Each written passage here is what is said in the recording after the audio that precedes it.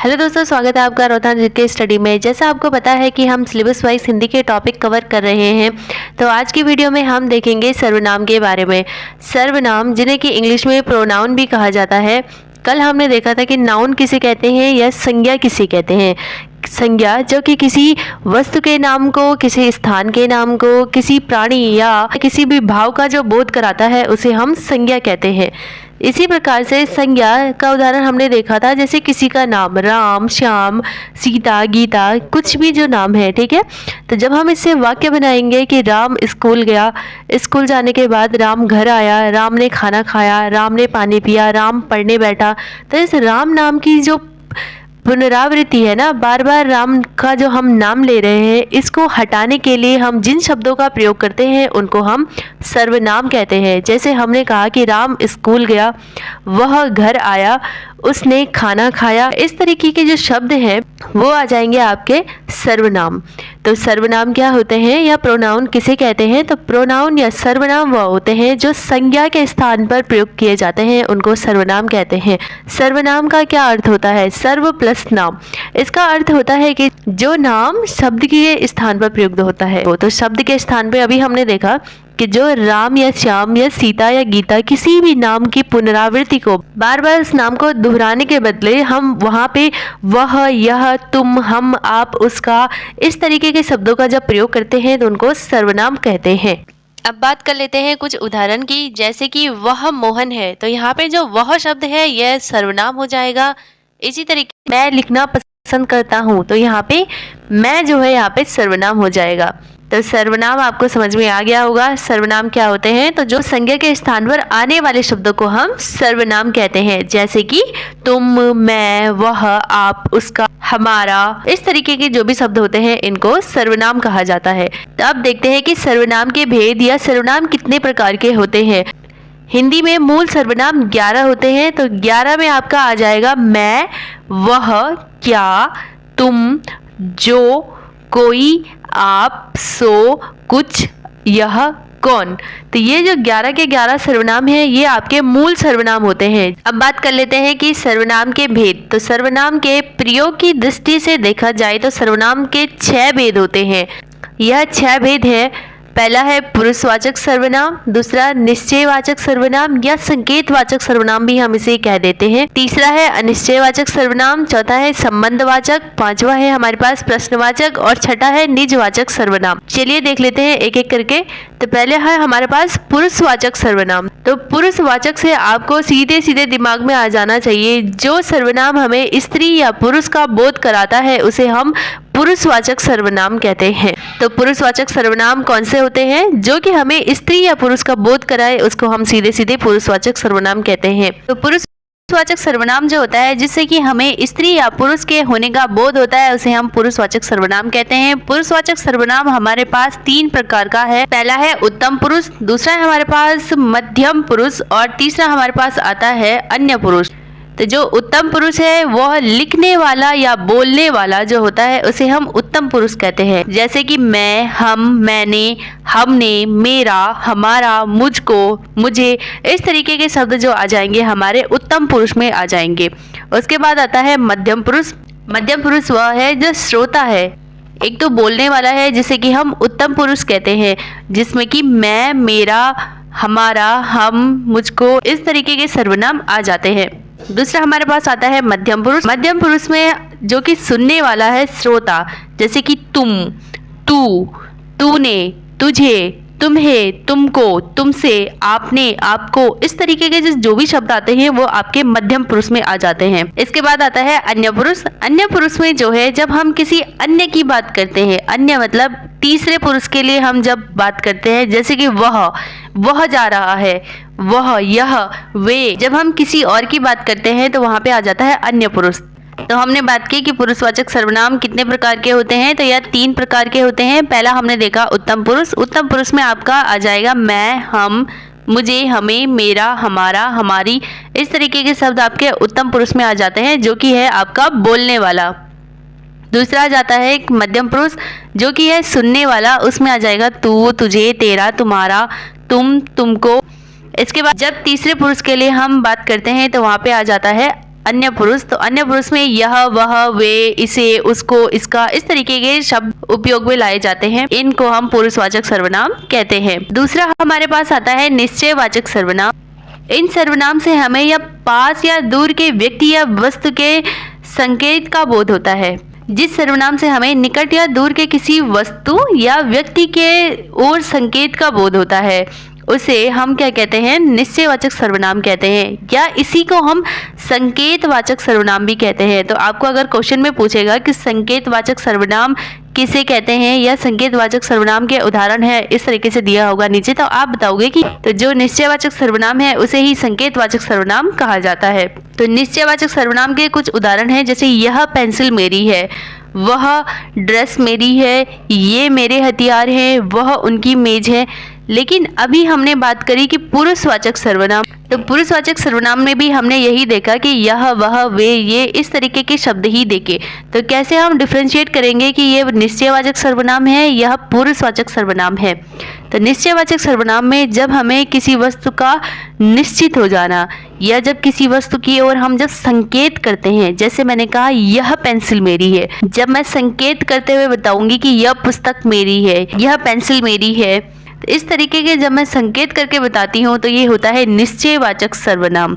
और जब पुरुषवाचक सर्वनाम में क्या होता है कि जब हम किसी व्यक्ति के बारे में बात कर रहे हो, जैसे कि सीता बाजार गई, उसने पीली फ्रॉक खरीदी, तो उसने जो शब्द है ये किसके लिए आ रहा है? यहाँ पे ये सीता के लिए हम यहाँ पे प्रयोग कर रहे हैं कि उसने पीली फ्रॉक खरीदी। तो यहाँ पे हमें पता चल रहा है कि किसी व्यक्ति की बात हो रही है। तो जब व्यक्ति की बात हो रही है तो उसे बोलेंगे हम पुरुषवाचक सर्वनाम।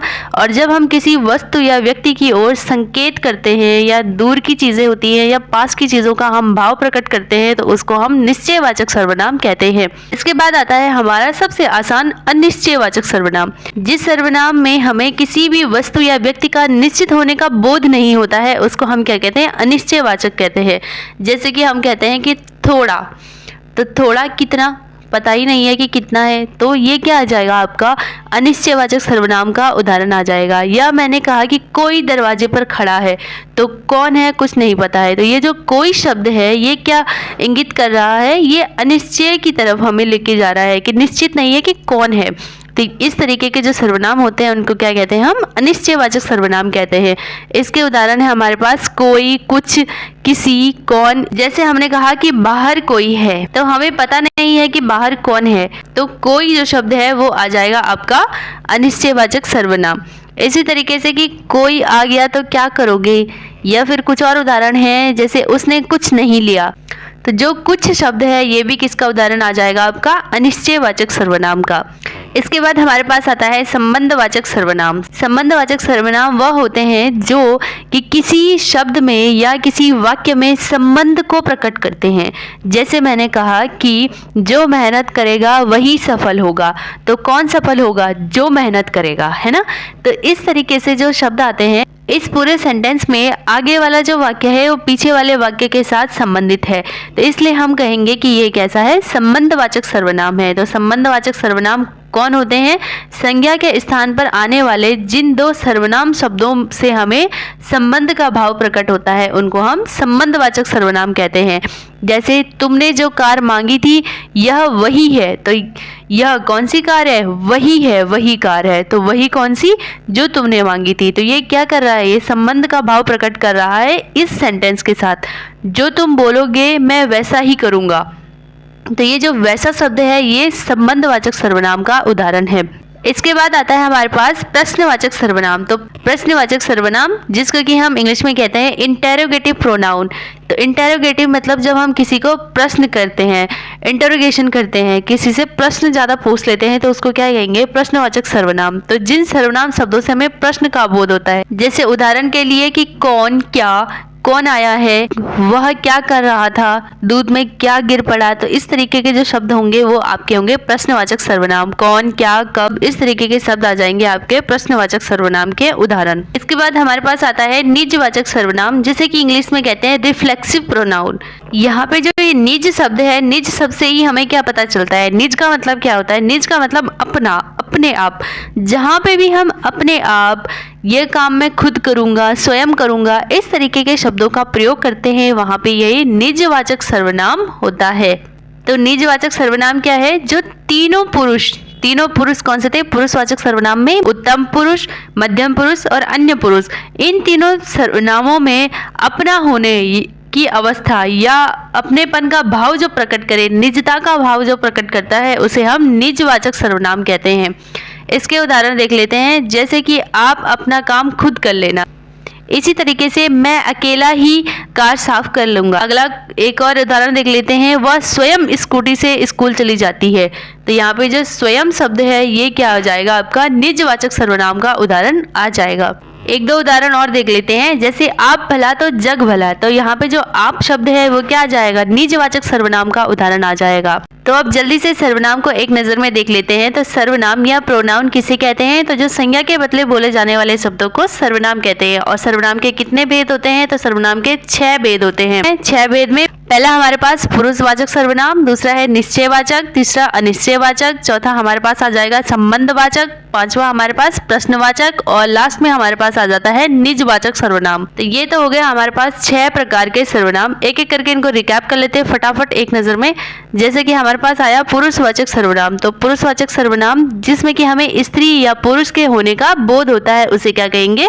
पुरुषवाचक सर्वनाम। ये कितने प्रकार के होते हैं? तो यह 3 प्रकार के होते हैं। पहला उत्तम पुरुष, दूसरा हमारे पास मध्यम पुरुष और तीसरा हमारे पास अन्य पुरुष। उत्तम पुरुष में कौन से आ जाएंगे? जो कि बोलने वाला या लिखने वाला होता है। मैं, हम लोग, इस तरीके के जो शब्द आ जाएंगे वो आपके उत्तम पुरुष में। उसके बाद जो सुनने वाला है, श्रोता है, वो क्या आ जाएगा? आपका मध्यम पुरुष के अंतर्गत, जैसे कि तू, तुम, आप लोग। इसके बाद जो कि अन्य की तरफ हमें इशारा करे, जो कि किसी अन्य के लिए या तीसरे पुरुष के लिए प्रयोग होता है, उसे हम अन्य पुरुष कहते हैं। जैसे कि आपका वह, यह, वे, ये, इस तरीके से।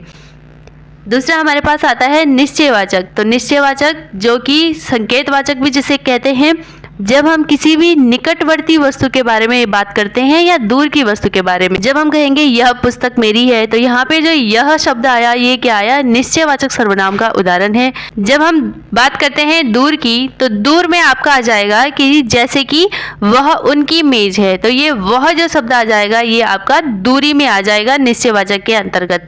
तीसरा हमारे पास आ जाता है अनिश्चयवाचक। अनिश्चयवाचक में जब हम किसी भी चीज़ को लेके श्योर नहीं होते हैं, जैसे कि मैंने कहा थोड़ा सा, है ना। जब मैं कहती हूँ कि कोई आया है दरवाजे पे, कौन है नहीं पता, कुछ, इस तरीके के जो शब्द होते हैं वो आपके अनिश्चयवाचक सर्वनाम के उदाहरण होते हैं। चौथा हमारे पास आ जाता है संबंधवाचक। तो जो भी वाक्यों में संबंध का बोध कराता है, जैसे कि जो मेहनत करेगा वो सफल होगा, जो मेहनत करेगा सो फल पाएगा। तो सो, जो, इस तरीके के जो भी शब्द होते हैं वो आपके संबंधवाचक सर्वनाम के अंतर्गत आ जाते हैं। पांचवा हमारे पास आ जाता है प्रश्नवाचक। प्रश्नवाचक सर्वनाम में हम किसी को भी प्रश्न पूछते हैं, जैसे कि क्वेश्चन आंसर, इंटरोगेशन करना स्टार्ट कर देंगे कि कौन है, कहाँ जा रहे हो, क्या कर रहे हो। इस तरीके के जो भी सर्वनाम आएंगे वो प्रश्नवाचक सर्वनाम के अंतर्गत आ जाएंगे, जैसे कि क्या, कौन, कब, कैसे।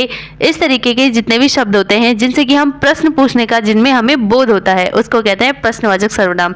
और छठा और आखिरी है हमारे पास निजवाचक सर्वनाम। निजवाचक सर्वनाम जब हम किसी भी चीज में निजता की बात करते हैं, निज मतलब अपने आप। जब मैं कहती हूँ कि यह कार्य मैं अपने आप कर लूंगी, तो ये जो अपने शब्द है, आप शब्द है, स्वयं है, इस तरीके के शब्द या स्वतः, खुद, इस तरीके के शब्द आपके निजवाचक सर्वनाम के अंतर्गत आ जाते हैं। इसके बाद देखते हैं संयुक्त सर्वनाम। तो संयुक्त सर्वनाम क्या होते हैं? जब कभी कभी सर्वनाम प्लस सर्वनाम हो जाता है। सर्वनाम प्लस सर्वनाम मतलब जब सर्वनाम 2 बार आ जाए तो उसे हम क्या कहेंगे? संयुक्त सर्वनाम कहेंगे।